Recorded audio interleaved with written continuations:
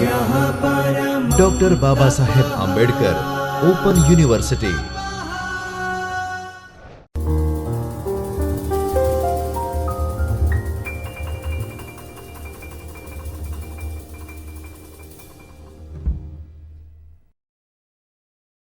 નમસ્તે વિદ્યાર્થી મિત્રો, ડૉક્ટર બાબા સાહેબ આંબેડકર ઓપન યુનિવર્સિટીના ચૈતન્ય સ્ટુડિયોમાંથી હું આસિસ્ટન્ટ પ્રોફેસર માનસી ખટીક આપ સૌનું સ્વાગત કરું છું।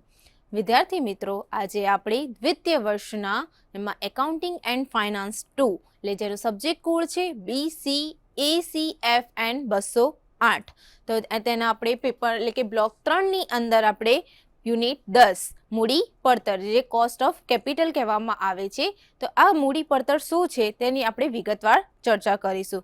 તો સૌપ્રથમ આપણે તેની રૂપરેખા જોઈશું। તો તેની સૌપ્રથમ રૂપરેખામાં જોઈશું આપણે પ્રસ્તાવના, ત્યારબાદ જોઈશું મૂડી પડતરનો અર્થ, મૂડી પડતરનું મહત્વ, મૂડી પડતરના વિવિધ ખ્યાલો, ત્યારબાદ છે નાણાંના વિવિધ સ્ત્રોત માટેની ચોક્કસ મૂડી પડતર। તો આ થઈ તેની રૂપરેખા। હવે વાત કરીએ, સૌપ્રથમ આપણે પ્રસ્તાવનાથી શરૂઆત કરીએ તો વિદ્યાર્થી મિત્રો, આપણે જાણીએ છીએ જે પણ ઉત્પાદનના સાધનો 4 સાધનો છે, એમાં કયા કયા 4 સાધનો છે કે જેમાં જમીન, મૂડી, શ્રમ અને નિયોજક। તો આ જે આપણે ઉત્પાદનના સાધનો છે કયા છે? જમીન, મૂડી,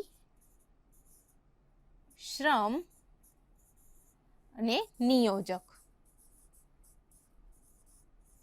આ જે ઉત્પાદનના 4 સાધનો છે તેમાં આપણે જાણીએ છીએ કે જે જમીન છે અને મૂડી છે, શ્રમ અને નિયોજક છે, જેમાં માનવ સંસાધનને ચૂકવાતું વળતર એટલે કે પગાર, મજૂરી કે ફી પણ એ શું છે, એ મૂડીની શું છે કે પડતર છે, એટલે કે જે છે આપણું શ્રમ છે એટલે કે મૂડી એટલે કે તેનું પડતર ગણાય છે। ત્યારબાદ વાત કરીએ કે યંત્રો, તો યંત્રો માટે શું ઘસારો એ તેની પડતર ગણાય। તો જે યંત્રો દ્વારા જે પણ ઘસારો થાય છે તે શું કહેવાશે? યંત્રનું ઘસારો જે છે તે પડતર ગણાશે યંત્રનું। ત્યારબાદ વાત કરીએ તો જે પણ માલસામાનનો વપરાશ છે તે માલસામાનનો વપરાશ એ માલસામાનની પડતર ગણવામાં આવે છે। તેવી જ રીતે મૂડી પર ચૂકવાતું વ્યાજ, જ્યારે પણ આપણી મૂડી હોય તો એ મૂડી પર ચૂકવાતું જે પણ વ્યાજ છે એ વ્યાજ એ શું કહેવાય? મૂડીની પડતર ગણાય। તો આવી જ રીતે અથવા જે ડિવિડન્ડ ચૂકવવામાં આવે તો તે મેળવવાનો જે ખર્ચ છે તે એ મૂડી પડતર ગણાય। તો અહીંયા શું કહેવા માંગે છે કે મૂડી પડતરનો અર્થ એટલે કે જ્યારે પણ મૂડી પર જે વ્યાજ ચૂકવવામાં આવતું હોય અથવા તો ડિવિડન્ડ તથા મેળવવા માટે જે પણ ખર્ચ કરવામાં આવતો હોય મૂડી મેળવવા માટે, તે તેને શું કહેવામાં આવશે? મૂડી પડતર। તો વાત કરીએ આપણે મૂડી પડતર શું છે। ત્યારબાદ જોઈએ કે ધંધાની જે પણ કુલ મૂડી છે, આ ધંધાની કુલ મૂડીમાં કઈ કઈ મૂડીનો સમાવેશ થશે? તો માલિકીની મૂડી અને ઉછીની મૂડી। કઈ ધંધાની જે પણ કુલ મૂડી છે તેની અંદર માલિકીની મૂડી અને ઉછીની મૂડીનો સમાવેશ થાય છે। માલિકીની મૂડીમાં ઇક્વિટી શેર મૂડી, હવે આ જે માલિકીની મૂડીની વાત કરીએ છીએ ત્યારે માલિકીની મૂડીમાં ઇક્વિટી શેર મૂડી, નફાના પુનઃરોકાણનો સમાવેશ થાય છે। જ્યારે વાત કરીએ આપણી ઉછીની મૂડીમાં, ઉછીની જે મૂડી છે તેની અંદર કઈ કઈ મૂડીનો સમાવેશ થાય? જ્યારે ઉછીની મૂડી લીધેલી એટલે કે કોઈની પાસેથી ઉધાર કે બેંક લોન લીધી હોય, પ્રેફરન્સ શેર મૂડી, નાણાકીય સંસ્થાઓ પાસેથી લીધેલી લોન, જાહેર થાપણો, ત્યારબાદ ડિબેન્ચર, બેંક લોન, બોન્ડ વગેરેનો સમાવેશ શેમાં થશે? હંમેશા ઉછીની મૂડીમાં લીધેલી લોન। ત્યારબાદ જોઈએ તે ધંધાકીય એકમનું મૂડી માળખું ઘડતા તમામ સાધનો દ્વારા મેળવેલી મૂડી પડતર ધ્યાનમાં લેવામાં આવે છે। એટલે કે ધંધાકીય એકમનું જે પણ મૂડી માળખું છે તેની ઘડતા શું થાય છે? જે સાધનો દ્વારા મેળવેલી મૂડી પડતર ધ્યાનમાં લેવામાં આવે છે। જુદા જુદા પ્રકારની મૂડી મેળવતા એટલે કે જુદા જુદા પ્રકારની મૂડી મેળવતા એટલે કે જ્યારે પણ ઇક્વિટી શેર મૂડીની વાત આવે કે પ્રેફરન્સ શેર મૂડીની વાત આવે ત્યારે કયા કયા જે કે નાણાકીય સાધનો પાસેથી લીધેલી લોન દ્વારા મૂડી એકઠી કરવામાં આવે, તો એના જે ભેગી કરવામાં આવે એના પર જે ખર્ચો કરવામાં આવે તો એ શું થઈ જશે? મૂડી મેળવતા તેની પર કેટલો બોજ પડે છે તેને શું કહેવામાં આવશે? મૂડી પડતર। એટલે કે કોઈ પણ મૂડી કંપની છે તે કંપની પોતાના નફાને વધારવા માટે કે આગળ કોઈ પણ વધારવા માટે તે એ મૂડી ભેગી કરવા માંગે છે. તો આ મૂડી જે ભેગી કરવા માંગે છે તેને શું કરે છે, હવે કંપની પાસે તો એટલી મૂડી છે નહીં, તો એ શું કરે છે, કંપની જાહેર જનતા પાસેથી લોન લે છે કે કંઈ પણ શેર બહાર પાડે છે, કાં તો પછી એ શું કરે છે, બેંક પાસેથી લોન લે છે. તો આ જે બેંક પાસેથી લોન મેળવવા માટે એ જે પણ ખર્ચાઓ કરતી હોય છે અને જે પણ વ્યાજ ચૂકવતી હોય છે તે શું કહેવામાં આવે છે, મૂડી પડતર. તો આપણે એક ઉદાહરણ દ્વારા સમજીએ. કોઈ એક કંપની છે, તેનો 100નો એક ડિબેન્ચર ₹95ની કિંમતે શું કરે છે, બહાર પાડે છે. કોઈ કંપની છે તે 100નો એક ડિબેન્ચર 95ની કિંમતે બહાર પાડે અને 1% શું છે, બહાર પાડવાનો એને ખર્ચ થાય છે. કેટલો ખર્ચ થાય છે, 1% બહાર પાડવાનો ખર્ચ થાય ને ડિબેન્ચર પર 12% વ્યાજ આપવું પડે. જ્યારે એ ડિબેન્ચર કંપની છે ત્યારે મંગાવે છે ત્યારે એના પર એ 12%નું વ્યાજ ચૂકવવાનું છે ને, અને કંપની તેને મૂડી તરીકે વાપરવા ₹94 મળે. તો શું થાય, કંપનીને વાપરવા માટે કેટલા મળે, 94. કારણ કે 1% તો શું થઈ ગયો, તેને બહાર પાડવાનું, ડિબેન્ચર બહાર પાડવાનો જ ખર્ચ થઈ ગયો, એટલે 95ની કિંમતે બહાર પાડે અને 1% તો એને બહાર પાડવાનો ખર્ચ થઈ ગયો. તો કંપનીને મૂડી તરીકે વાપરવા રૂપિયા કેટલા મળશે, 94, અને તેના પર 12 વ્યાજ આપવું પડે. તો ડિબેન્ચર પર જે પડતર છે કેટલી ગણાશે કે 12 ગુણ્યા, એટલે કે 12% છે તો 12 ગુણ્યા 100/94 લગભગ થાય. એટલે કેટલા થશે, એના પર ડિબેન્ચર પડતર કેટલી થશે, 12.77%. તો આ થઈ તેની મૂડી પડતરની પ્રસ્તાવના. હવે વાત કરીએ મૂડી પડતરનો અર્થ. જ્યારે વિવિધ પ્રકારની મૂડી, એટલે વિવિધ પ્રકારની મૂડીમાં કઈ કઈ મૂડી આપણે જોઈ કે પ્રેફરન્સ શેર મૂડી, ઇક્વિટી શેર મૂડી, નાણાકીય સંસ્થાઓ પાસેથી લીધેલી loan, bank loan, debenture, bond, એ પણ શું છે, વિવિધ પ્રકારની મૂડી. તેને મેળવતા ધંધાકીય એકમ પર પડતા બોજને, જે ધંધાકીય એકમ પર પડતા બોજ એટલે શું કે જ્યારે વ્યાજ ચૂકવવામાં આવે કે કોઈ પણ લોન લીધી છે તેનું વ્યાજ ચૂકવવામાં આવે કે જે પણ પ્રેફરન્સ શેર મૂડી લીધી છે કે ઇક્વિટી શેર મૂડી લીધેલી છે તેના પર ડિવિડન્ડ ચૂકવવામાં આવે ત્યારે તેના પર પડતા બોજને તો શું કહેવામાં આવશે, મૂડી પડતર. શું કહેવામાં આવશે તેને, મૂડી પડતર. હવે કોઈ એક શ્રી સોલેમન અને પિંગલના મત મુજબ જોઈએ તો મૂડી પૂરી પાડનારાઓને જે મૂડી કંપનીને આપે છે, એટલે કે જે શેર હોલ્ડરો છે, ડિબેન્ચર હોલ્ડરો છે, તો જે મૂડી પૂરી પાડનારાઓ જે વળતરનો દર માંગે છે, એટલે કે જે વળતરનો દર એટલે કે ડિબેન્ચર પર જે વ્યાજ માંગે છે તેને દરને માંગે છે તેને શું કહેવામાં આવે છે, મૂડી પડતર. તો આ બધું તેની અલગ અલગ વ્યાખ્યા થઈ.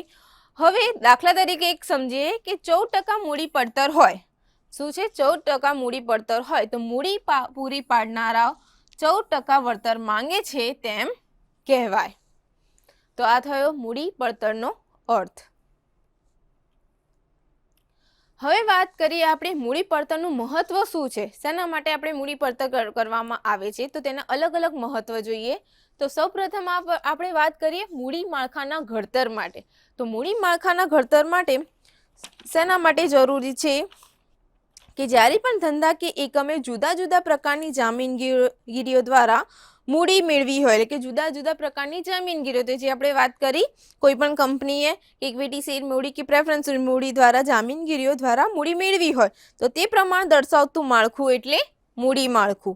ને મૂડી માળખામાં શું છે, માલિકીની જે પણ જામીનગીરીઓ છે એટલે કે ઇક્વિટી શેર મૂડી અને ઉછીની મૂડી એટલે ડિબેન્ચર અને દેવાનો સમાવેશ થાય છે. તો ત્યારબાદ શું જોઈએ કે એમાં આ જે વિવિધ જામીનગીરીઓ છે તે મૂડી પડતર ઓછામાં ઓછી આવે અને શેર હોલ્ડરની સંપત્તિનું શું છે, મહત્તમીકરણ થાય તે રીતે મૂડી માળખું ઘડવામાં આવે છે. એટલે કે મૂડી માળખાના ઘડતર માટે એટલે કે શું છે, આમાં શું કહેવા માંગે છે કે જ્યારે પણ શેર હોલ્ડરોનું શું છે કે મૂડી પડતર ઓછામાં ઓછી આવે અને શેર હોલ્ડરની સંપત્તિનું મહત્તમીકરણ થાય એ રીતે મૂડી માળખું ઘડવામાં આવે છે. હવે વાત કરીએ તો શેરનું બજાર મૂલ્ય ટકાવી રાખવા માટે. તો શેરનું બજાર મૂલ્ય ટકાવી રાખવા માટે શેમાં કે જ્યારે પણ નાણાકીય સંચાલનનો એક મહત્વ હેતુ શું છે, ઇક્વિટી શેર હોલ્ડરોની સંપત્તિનું મહત્તમીકરણ કરવાનું. જે પણ ઇક્વિટી શેર હોલ્ડરો છે તેનું સંપત્તિમાં વધારો થાય અને મહત્તમીકરણ થાય તેને કરવાનું છે, એટલે કે શેરનું બજાર મૂલ્ય ટકાવી રાખવા માટે.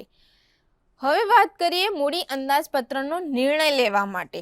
હવે મૂડી અંદાજપત્રનો નિર્ણય લેવા માટે કેવી રીતે કે જ્યારે પણ મૂડી બજેટમાં મૂડી ખર્ચની વિવિધ યોજનાઓની વિચારણા કરવામાં આવે એટલે કે મૂડી ખર્ચની એટલે મૂડી અંદાજપત્રનો એટલે કે જ્યારે પણ આપણી પાસે મૂડી પડેલી છે અને તેને અલગ અલગ શું છે ઇન્વેસ્ટ કરવામાં આવે એટલે કે મૂડી ખર્ચની વિવિધ યોજનાઓની વિચારણા કરવામાં આવે ને આ વિચારણા વખતે કયા પ્રોજેક્ટ જ્યારે તમે કેપિટલ બજેટિંગનું ચેપ્ટર ભણ્યા હશો ત્યારે આપણે અલગ અલગ કેપિટલ બજેટિંગની વાત કરતા હોઈએ છીએ તેમાં અલગ અલગ પ્રોજેક્ટ આવે છે કે કયા પ્રોજેક્ટમાં શું કેટલું ઇન્વેસ્ટ કરવાની છે મૂડી એના પણ વિશે વાત કરીએ છીએ તો આવી જ રીતે જ્યારે મૂડી અંદાજપત્રની વાત થાય તો કયા વખતે કયા પ્રોજેક્ટનો કેટલો મૂડી ખર્ચ થશે તથા તેમાંથી કેટલું વળતર મળશે જ્યારે આપણે કેપિટલ બજેટિંગની વાત કરતા હોઈએ છીએ ત્યારે કેપિટલ બજેટિંગમાં પણ આપણે એ જ જોઈએ છીએ કે જે પ્રોજેક્ટ છે તેની અંદર આપણને કેટલું વળતર પહેલાં તો આપવું પડશે અને એમાંથી આપણને કેટલું વળતર મળશે ને એ બાબતો ધ્યાનમાં લેવામાં આવે છે. ત્યારબાદ નિર્ણય લેવા માટે યોજના એટલે કે પ્રોજેક્ટમાંથી ઉદ્ભવતા જે પણ રોકડ પ્રવાહ છે એટલે કે કેશ ફ્લો છે તે કમાણીને વટાવ દર વડે પણ ગુણવામાં આવે છે. આ વટાવનો દર એ મૂડી પડતરનો દર ગણાય એટલે કે જે વટાવનો દર છે આની અંદર જે કેપિટલ બજેટિંગની વાત કરવામાં આવે તેની અંદર શું છે કે જે પણ વટાવનો દર છે તેને શેના વડે ગુણવામાં આવે રોકડ પ્રવાહ દ્વારા અને એને શું કહેવામાં આવશે મૂડી પડતર. યોજનામાંથી ઉદ્ભવતા રોકડ પ્રવાહનું વર્તમાન મૂલ્ય તેના રોકાણના વર્તમાન મૂલ્ય કરતાં વધુ હોય તો યોજના સ્વીકારાય છે. આ મૂડી રોકાણની યોજનાની પસંદગી મૂડી પડતરના દરને આધારે જ કરવામાં આવે છે. તો આ થયો મૂડી અંદાજપત્રનો અર્થ. હવે વાત કરીએ નવી જામીનગીરી બહાર પાડવાનો નિર્ણય માટે એટલે કે જ્યારે પણ કોઈ પણ કંપનીની નવી જામીનગીરી બહાર પાડવી છે ત્યારે મૂડી પડતર તો ગણવી પડે. તો આ મૂડી પડતરનું મહત્વનું છે કે મૂડી ખર્ચની જે યોજના ફાયદાકારક જણાય એટલે કે જ્યારે પણ નવી જામીનગીરી બહાર પાડવામાં આવે છે કંપની દ્વારા તો એ જોવામાં આવે છે કે એ મૂડી દ્વારા આપણને શું ફાયદો થશે અને કેટલો ખર્ચ થશે. જો વધુમાં વધુ ખર્ચ થશે તો એ જામીનગીરી બહાર પાડવામાં આવતી નથી હોતી. આમાં શું કહે છે કે નવી જામીનગીરી બહાર પાડવાના નિર્ણય માટે તો મૂડી ખર્ચની જે યોજના ફાયદાકારક જણાય તે માટે કઈ જામીનગીરો દ્વારા મૂડી એકત્રિત કરવી એ નિર્ણય લેવામાં મૂડી પડતરનો દર માર્ગદર્શક બને છે. આ માટે એકમનું હાલનું મૂડી માળખું કેવું છે અને જુદી જુદી રીતે ઊભા કરવાથી મૂડી પડતર કેટલી આવશે તથા તેની સમગ્ર મૂડી પડતર પર કેવી અસર થશે તે જાણવું જરૂરી છે. હવે વાત કરીએ નાણાકીય સાધનોનો નિર્ણય માટે. નાણાકીય સાધનોના નિર્ણય માટે તો જ્યારે પણ ધંધાની નાણાકીય જરૂરિયાતો વિવિધ નાણાકીય સાધનો જેવા કે equity share, preference share, debenture, bond, bank loan વગેરે જે દ્વારા સંતોષી શકાય તો આ વિવિધ નાણાકીય સાધનો પૈકી કયા સાધનો કેટલો ઉપયોગ કરવો તે અંગેનો નિર્ણય પણ મૂડી પડતર દરના પર આધારિત હોય છે કે જે નાણાકીય સાધનો દ્વારા શું છે કે જે પણ ઇક્વિટી શેર છે, પ્રેફરન્સ શેર છે તો તેનો કયા સાધનો કેટલો ઉપયોગ કરવો તે નિર્ણય પણ મૂડી પડતરના દર પર આધારિત હોય છે. હવે વાત કરીએ સંચાલકોની કાર્યક્ષમતાનો માપદંડ. તો જ્યારે નાણાકીય સંચાલકો વ્યૂહાત્મક અભિગમ અપનાવી ઇષ્ટતમ મૂડી માળખાની રચના કરે છે તથા વિસ્તૃતીકરણ અને નવીનીકરણ અંગેની યોજનાઓ અમલમાં મૂકે છે કે જેથી ધંધાકીય એકમે કરેલા રોકાણ પર મહત્તમ વળતર મેળવી શકે.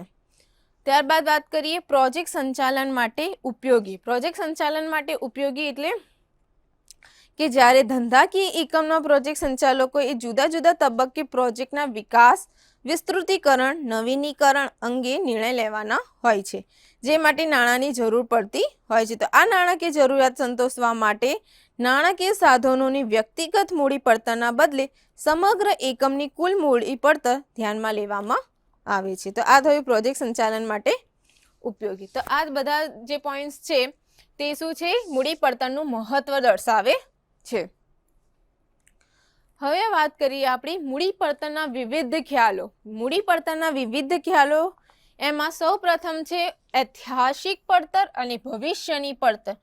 હવે ઐતિહાસિક પડતર અને ભવિષ્યની પડતર એટલે શું? તો સૌપ્રથમ જોઈએ કે જે પણ ઐતિહાસિક એટલે કે ભૂતકાળમાં મૂડી મેળવવા માટે જે ખર્ચ કરવો પડતો હોય તો તેને શું કહેવામાં આવશે? ઐતિહાસિક પડતર એટલે કે ભૂતકાળમાં જે પણ મૂડી મેળવવા માટે ખર્ચ કરવો પડતો હોય ત્યારે ઐતિહાસિક પડતરની વાત કરવામાં આવે.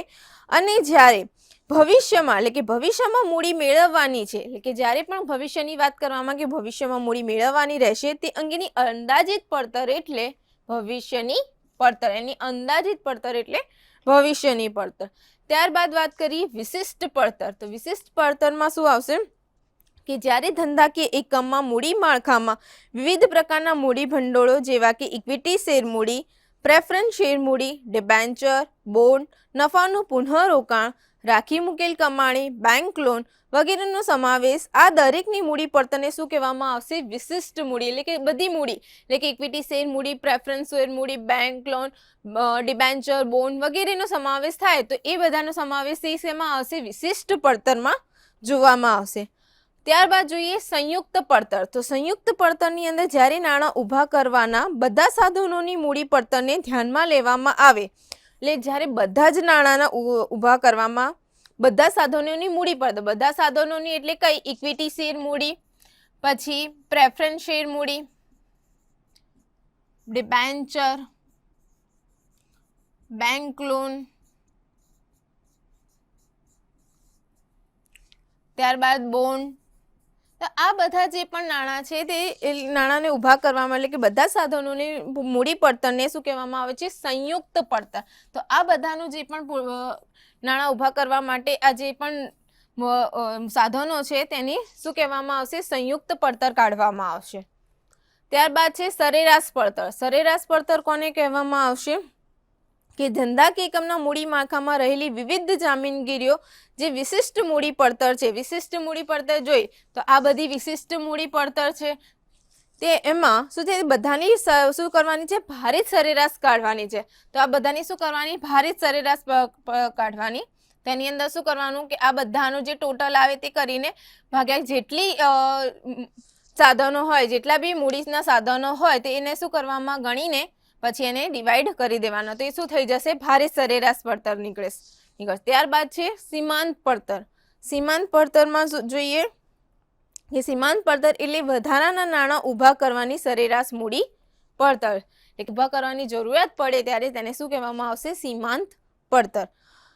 વ્યક્ત પડતર એટલે કે જ્યારે કોઈ સાધન દ્વારા નાણાં ઊભા કરવામાં આવે એટલે કોઈ પણ સાધન દ્વારા કે સમજી લો કે ઇક્વિટી શેર મૂડી છે કે કોઈ પણ પ્રેફરન્સ શેર મૂડી છે તે ઊભા કરવામાં આવે ત્યારે તેનો આવક રોકડ પ્રવાહ તેને તેના કારણે ભવિષ્યમાં થનાર જાવક રોકડ પ્રવાહ એમ બંનેના વર્તમાન મૂલ્યને સમાન બનાવે તે દરેક વ્યક્ત મૂડી પડતર કહે છે.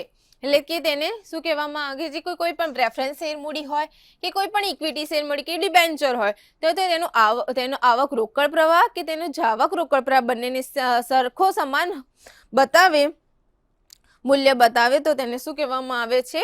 વ્યક્ત પડતર. ત્યારબાદ વાત કરીએ ગર્ભિત પડતરની.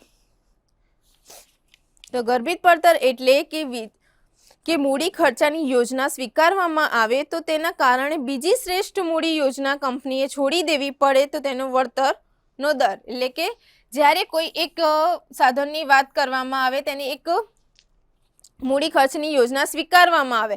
સમજી લો કે ઇક્વિટી શેર મૂડી છે અને પ્રેફરન્સ શેર મૂડી છે. હવે આ ઇક્વિટી શેર મૂડીને શું કરવામાં આવે છે કે સ્વીકારવામાં આવે છે, પણ ત્યારબાદ એને આ શું છે? આ પ્રેફરન્સ શેર મૂડીને શું કરવામાં આવે છે? છોડી દેવામાં આવે છે. કોઈ પણ એક જ ઓપ્શન છે આપણી પાસે કે એક શેર મૂડીને કોઈ પણ એક સાધનને ચૂઝ કરવાનું છે. એ કોઈ પણ એક સાધનને ચૂઝ કરતા બીજી કોઈ પણ મૂડી રહી જતી હોય તો તેને શું કહેવામાં આવશે? ગર્ભિત પડતર. ત્યારબાદ છે હાજર પડતર. તો હાજર પડતરની અંદર શું છે? અમુક ચોક્કસ સમયે બજારમાં પ્રવર્તતી પડતર એટલે હાજર પડતર. એટલે કે મૂડી ખર્ચની વિવિધ દરખાસ્તોના મૂલ્યાંકન માટે હાજર પડતર ઉપયોગી છે. અને સામાન્ય પડતર એટલે કે જ્યારે અર્થતંત્રના તેજી મંદીના પ્રવાહોને ધ્યાનમાં લીધા વગર અંદાજિત મૂકેલી પડતરને શું કહેવામાં આવશે? સામાન્ય પડતર. તો આ થઈ ગયું હાજર પડતર અને સામાન્ય પડતર. તો આ બધા મૂડી પડતરના વિવિધ ખ્યાલો છે. હવે વાત કરીએ નાણાંના વિવિધ સ્ત્રોત માટેની ચોક્કસ મૂડી પડતર એટલે કે તેની મૂડી પડતર હવે કેવી રીતે કાઢવાની છે, પણ નાણાંના વિવિધ સ્ત્રોત છે તેની ચોક્કસ મૂડી પડતર કેવી રીતે કાઢવી. તો સૌ આજના લેક્ચરમાં આપણે શું કરીશું, દેવા પડતર અને પ્રેફરન્સ શેરની પડતર વિશે વાત કરીશું. નેક્સ્ટ લેક્ચરમાં આપણે ઇક્વિટી શેરની પડતર, અનામતની પડતર અને ભારિત સરેરાશના આધારે મૂડીની પડતરની વાત કરીશું.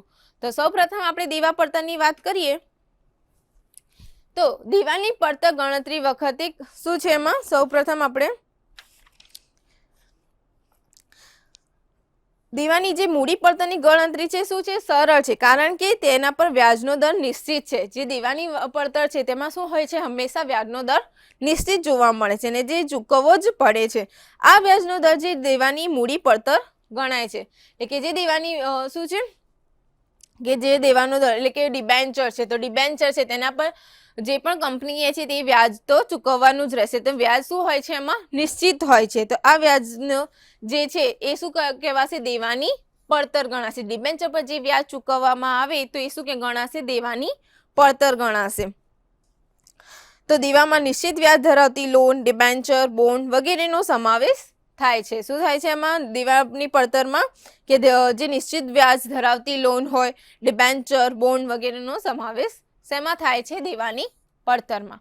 હવે દેવાની પડતર ગણતરી વખતે કરવેરા ધ્યાનમાં લેવા જરૂરી છે. કરવેરા એટલે કે જે પણ કરવેરા આવે છે ટેક્સ, તેથી કરવેરા પહેલાની મૂડી અને પડતર અને કરવેરા પછીની મૂડી પડતર અલગ રીતે દર્શાવી શકાય. તો આમાં શું કહેવામાં કે જ્યારે પણ દેવાની પડતરની ગણતરી કરવામાં આવે ત્યારે કરવેરા ધ્યાનમાં લેવામાં આવશે. હવે વાત કરીએ ડિબેન્ચર મૂડી પડતર નીચેની રીતે શોધાય. એટલે કે ડિબેન્ચર મૂળ કિંમતે જ્યારે બહાર પાડ્યા હોય ત્યારે કેવી રીતે એની પડતર શોધવી, ડિબેન્ચર પ્રીમિયમથી બહાર પાડ્યા હોય ત્યારે, વટાવથી બહાર પાડ્યા હોય ત્યારે તેને કેવી રીતે તેની દેવાની પડતર શોધવી. તો સૌ પ્રથમ વાત કરીએ આપણે ઇરિડીમેબલ એટલે કે પરત ન કરવાની પાત્ર. કે ઇરિડીમેબલનો મતલબ શું થાય કે તમે ડિબેન્ચરના અલગ અલગ પ્રકારો સમજીને આવ્યા હશો. તો ઇરિડીમેબલ એટલે ડિબેન્ચર એટલે કેવા ડિબેન્ચર, એટલે એવા ડિબેન્ચર કે જ્યાં ક્યારેય પરત કરવાનો કોઈ સમય મર્યાદા દર્શાવેલી ન હોય. તો જ્યારે પણ તેની કોઈ સમય મર્યાદા દર્શાવવામાં ન આવી હોય ડિબેન્ચર પરત કરવાની, તો તેને કેવા ડિબેન્ચર કહેવામાં આવશે, ઇરિડીમેબલ ડિબેન્ચર. ડિબેન્ચરની મૂડી પડતર એટલે કે કાયમી દેવાની મૂડી પડતર, તો તેના પર શું છે, વ્યાજ ચૂકવતું જ રહેવું પડે. તો કર પહેલાની મૂડી પડતર એટલે કર પહેલા કે જ્યારે કરવેરા ચૂકવવામાં નથી આવ્યા ત્યારે કર પહેલાની મૂડી પડતર કેવી રીતે ગણવી, તો ડિબેન્ચરની મૂડી પડતર બરાબર I/P. I અહીંયા શું છે, ઇન્ટરેસ્ટ એટલે કે વ્યાજની રકમ કેટલી છે ડિબેન્ચર ઉપર તે, અને ડિબેન્ચરની મળેલ રકમ કેટલી છે તે, તો P એટલે કે P એટલે પ્રિન્સિપલ, પ્રાઇસ રિસીવ્ડ. હવે વાત કરીએ કર પછીની મૂડી પડતરનું સૂત્ર શું છે. તો કર પછીની મૂડી પડતર એટલે કે ડિબેન્ચરની મૂડી પડતર બરાબર I/P. અને જ્યારે કર પછીની વાત કરીએ ત્યારે 1/T. 1/T એટલે કે T એટલે કે ટેક્સેશન રેટ એટલે કે કરવેરાનો દર, એમાંથી શું કરવાનો છે, બાદ કરવાનો છે. હવે રિડીમેબલ પરત થઈ શકે તેવા. રિડીમેબલ ડિબેન્ચર એટલે કેવા કે જ્યારે પણ કોઈ પણ ડિબેન્ચરનું કોઈ પણ પત્રક તૈયાર કરવામાં આવ્યો અને એમાં જણાવવામાં આવેલું હોય કે આ ડિબેન્ચર આટલા 6 મહિનામાં કે 1 વર્ષમાં પરત કરવામાં આવશે, ત્યારે તેને કેવા ડિબેન્ચર કહેવામાં આવશે, રિડીમેબલ ડિબેન્ચર. હવે તેમાં કર પહેલાની મૂડી પડતર, તો કર પહેલાની મૂડી પડતર ગણવામાં આવે તો તેનું સૂત્ર શું છે કે ડિબેન્ચરની મૂડી પડતર કેડી બરાબર I એટલે ઇન્ટરેસ્ટ, 1/N પછી કૌંસમાં F અને માઇનસ P. F એટલે કે ફેસ વેલ્યુ. શું છે F એટલે ફેસ વેલ્યુ.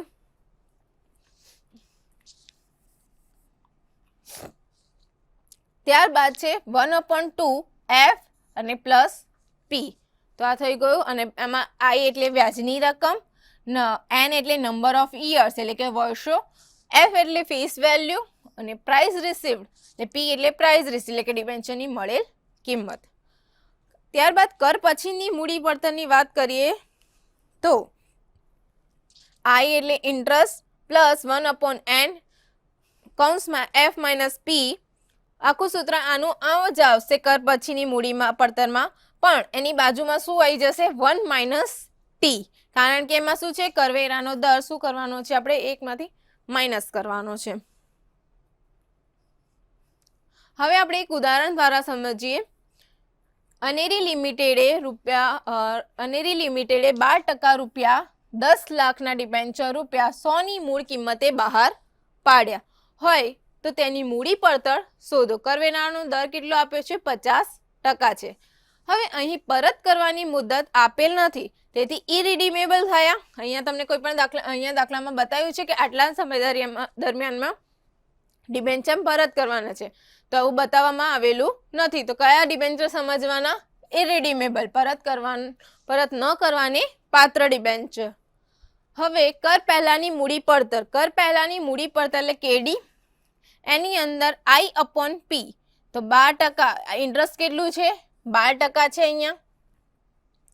તો આ 12% એટલે કે 100 થઈ ગયા, અને એનું શું ગણવામાં આવશે? P એટલે કે કેટલા છે અહીંયા? 100 ની મૂળ કિંમતે. તો 100 ની મૂળ કિંમતે અહીંયા આવી ગયું, તો 0.12. તો 12% થઈ ગયું, ટકાવારીમાં ફેરફાર એટલે 100 વડે ગુણવા. એટલે કે અહીંયા શું કરશે? 100 વડે ગુણવામાં આવે તો શું થઈ જશે? ત્યારબાદ છે કર બાદની મૂડી પડતર. કર બાદની મૂડી પડતર એટલે એમાં શું કરવામાં આવશે કે જે પણ સૂત્ર છે તેમાં 1 - t થઈ જશે. તો આ 1 - t એટલે કે t શું છે? કરવેરાનો દર. તો કરવેરાનો દર કેટલો આપેલો છે? 50% છે. આ 50%ને શું કરવાનું છે? પહેલા 0.5 કરીશું 50%ને. ત્યારબાદ શું આવશે? 1 માંથી 0.5 જતા કેટલા વધશે? 0.5. અને આ જે મૂડી પડતર છે એટલે કે જે 12% છે અને આ 100 છે મૂડી પડતર, તેને શું કરવામાં આવશે? એને ગુણાકાર કરવામાં આવશે. કોના વડે? 0.12 ગુણ્યા 0.5. તો એનો શું જવાબ આવશે? 0.06. એટલે કે કેટલા થશે? 6%. તો આવી રીતે શું કરવામાં આવે છે? ડિબેન્ચરની પડતર શોધવામાં આવે છે. હવે એક બીજું એક્ઝામ્પલ લઈએ કે સચિન લિમિટેડે ₹100 ની મૂળ કિંમત એટલે કે દાશની કિંમતના 14% ડિબેન્ચર બહાર પાડ્યા, જે 10 વર્ષે પરત કરવાના છે. હવે અહીંયા શું છે? 10 વર્ષે પરત કરવાના છે. તો અહીંયા તમને સમયગાળો બતાવવામાં આવે છે. તો આ કયા ડિબેન્ચર થયા? રિડીમેબલ થયા. ડિબેન્ચર બહાર પાડવાનો ખર્ચ 4% આવશે અને કરવેરાનો દર કેટલો છે? 55% હોય તો ડિબેન્ચરની મૂડી પડતર ગણો. હવે ડિબેન્ચરની શું છે? મૂડી પડતર ગણવાની. તો પહેલા સૌપ્રથમ સૂત્ર મૂકીશું. તો સૂત્ર મૂકતા F એટલે ફેસ વેલ્યુ હતું. હવે ફેસ વેલ્યુ કેટલી છે અહીંયા? કેટલી છે અહીંયા? 100 ની મૂળ કિંમત. અને જે ઇન્ટરેસ્ટ છે, ઇન્ટરેસ્ટ કેટલું છે? 14%. લખ્યું છે અહીંયા 14%. તો 14% મૂકીશું. 1/10. 100 માંથી 96. 96 શું છે? 4% બહાર પાડવાનો ખર્ચ. અહીંયા લખ્યો છે ને 4% બહાર પાડવાનો ખર્ચ. તેને શું કરીશું? 100 માંથી બાદ કરીશું 4%. એટલે કેટલા થઈ જશે? 96. તો આ 96 આવી ગયા. હવે આવી રીતે એની કેલ્ક્યુલેશન કરીને કેટલા થશે? આ 6.61%. તો એ શું થઈ ગઈ? ડિબેન્ચરની મૂડી પડતર. તો આ કયા હતા ડિબેન્ચર? રિડીમેબલ. કયા હતા? રિડીમેબલ. કારણ કે અહીંયા 10 વર્ષે પરત કરવાના થાય છે, એટલે આ કયા ડિબેન્ચર છે? રિડીમેબલ. હવે પ્રેફરન્સ શેરની મૂડી પડતર. પ્રેફરન્સ શેરની મૂડી પડતરમાં કે જ્યારે પણ ડિબેન્ચરની તુલનામાં પ્રેફરન્સ શેરની મૂડી પડતર ગણવી મુશ્કેલ છે, કારણ કે એમાં શું છે કે ડિબેન્ચર પર જે નિશ્ચિત દરે વ્યાજ ચૂકવાય છે, જ્યારે પ્રેફરન્સ શેર પર ડિવિડન્ડનો દર નિશ્ચિત હોવા છતાં ડિવિડન્ડ ચૂકવવું કંપની માટે ફરજિયાત નથી. અહીંયા શું કહેવામાં આવે છે કે જ્યારે પણ આપણે ડિબેન્ચરની વાત કરી છે એમાં ડિબેન્ચર પર વ્યાજ શું છે? નિશ્ચિત છે. પરંતુ આમાં જ્યારે પ્રેફરન્સ શેર મૂડીની વાત કરવામાં આવે તો પ્રેફરન્સ શેર પર ડિવિડન્ડનો દર તો નિશ્ચિત હોય છે, પરંતુ એ શું છે? કંપની માટે ફરજિયાત હોતું નથી. એટલે તેની ગણતરી કરવી થોડીક મુશ્કેલ પડે. એટલે પ્રેફરન્સ શેરની મૂડી પડતર શોધતા ડિબેન્ચરની મૂડી પડતર શોધતા કરવેરાનો જે ફેરફાર કરવો પડે છે તે કરવો પડતો નથી, કારણ કે પ્રેફરન્સ શેર પરનું ડિવિડન્ડ કરવેરા ચૂકવ્યા પછીનું નફામાંથી ચૂકવવાનું હોય છે. તો સૌપ્રથમ આપણે ઇરિડીમેબલ પ્રેફરન્સ શેર એટલે કે પરત ન થઈ શકે તેવા પ્રેફરન્સ શેર અને પરત થઈ શકે તેવા પ્રેફરન્સ શેરની વાત કરીશું. તો પ્રેફરન્સ શેર ઇરિડીમેબલ હોય ત્યારે તો એનું સૂત્ર શું થશે? કેપી એટલે કે કેપી એટલે કે શું છે? પ્રેફરન્સ શેરની પડતર. પ્રેફરન્સ શેરની જે પડતર છે તો એમાં શું થશે? શેર મૂડી એટલે પ્રેફરન્સ શેરની પડતર એમાં ડી એટલે શું? ડિવિડન્ડ, અને પી એટલે મળેલ રકમ. હવે પ્રેફરન્સ શેર ઇરિડીમેબલ હોય ત્યારે તેનું શું સૂત્ર આવશે કે D plus 1/n F plus પી ભાગ્યા 1/2 કૌંસમાં એફ પ્લસ પી. તો આ એનું સૂત્ર થયું, જ્યાં ડી એટલે ડિવિડન્ડ જોયું, એન એટલે વર્ષો, એફ એટલે મૂળ કિંમત અને પી એટલે મળેલ રકમ. તો આ પ્રેફરન્સ શેરની મૂડી પડતરનું સૂત્ર છે. હવે આ પ્રેફરન્સ શેર મૂડીની પડતરનું આપણે એક ઉદાહરણ દ્વારા સમજીશું કે નયન લિમિટેડે ₹100 નો એક એવા 10% રિડીમેબલ પ્રેફરન્સ શેર, અહીંયા પહેલા તમને વાત કરવામાં આવી છે કે રિડીમેબલ પ્રેફરન્સ શેર, તો 10 વર્ષના અંતે પરત કરવાની શરતે બહાર પાડ્યા. હવે શેર બહાર પાડવાનો ખર્ચ અહીંયા કેટલો લખ્યો છે? 5% છે. જો કરવેરાનો દર 55% હોય તો પ્રેફરન્સ શેર અંગે મૂડી પડતર ગણો. શું લખવામાં છે કે કરવેરાનો દર 55% હોય તો પ્રેફરન્સ શેર દર અંગે શું છે? મૂડી પડતર ગણો. તો સૌપ્રથમ આપણે રિડીમેબલ સૂત્ર મૂકીશું રિડીમેબલ પ્રેફરન્સ શેર પડતરનું. તો આ તેનું સૂત્ર થયું ડી પ્લસ 1/n કૌંસમાં એફ પ્લસ પી ભાગ્યા 1/2 કૌંસમાં એફ પ્લસ પી.